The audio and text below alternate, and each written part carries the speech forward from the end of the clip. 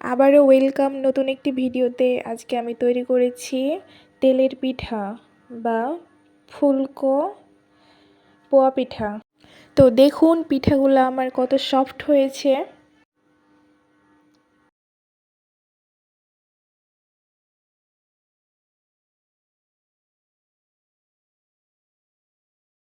তো চলুন দেখিয়ে দিই পিঠাগুলো আমি কিভাবে তৈরি করেছি। তো এখানে আমি একটি মিক্সিং বল নিয়ে নিয়েছি। দিয়ে দিলাম 2 কাপ পরিমাণ চালের গুঁড়া ও 1 কাপ পরিমাণ ময়দা গুঁড়া। এখন দিয়ে দিলাম স্বাদমতো লবণ আর একটু বেকিং পাউডার। এখন আমি সবগুলো উপকরণ ভালোভাবে মিক্স করে নিব।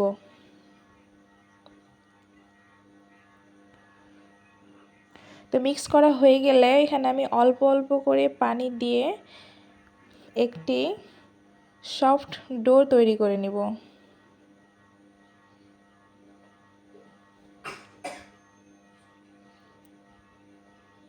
পানিটা একবারে দেওয়া যাবে না, না হলে আবার নরম হয়ে যেতে পারে।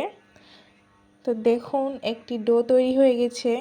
এখন আমি এর মধ্যে অ্যাড করব গুড়। এখানে আমি গুড়ের পিঠা তৈরি করব, এজন্য আমি গুড়টাকে আগেই একটু পানি দিয়ে গলিয়ে রেখেছিলাম, যেন আমার ব্যাটারটি তৈরি করা খুব সহজ হয়। তো দেখুন গুড়ের সাথে আমার ডোটির ব্যাটার তৈরি করা হয়ে গেছে। এখন আমি কিছুক্ষণ ফেটিয়ে আধা ঘন্টার জন্য রেস্টে রেখে দিলাম।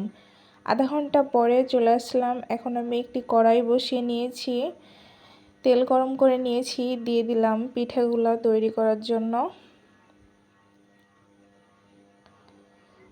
তো দেখুন পিঠাটা দেওয়ার সাথে সাথে কত সুন্দরভাবে ফুলে উঠেছে।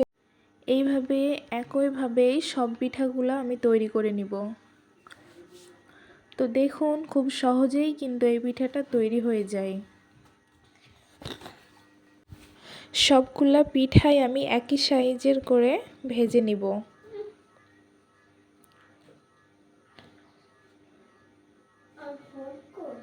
তো দেখুন পিঠাগুলো আমার ভাজা শেষ। এখন আমি একটি প্লেটে তুলে নিব।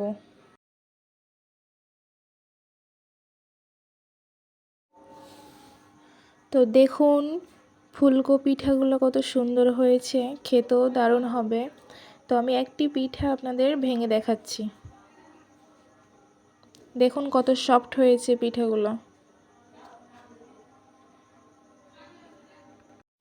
ভিডিওটি ভালো লাগলে অবশ্যই আমার চ্যানেলটি সাবস্ক্রাইব করে দিবেন। আল্লাহ হাফিজ।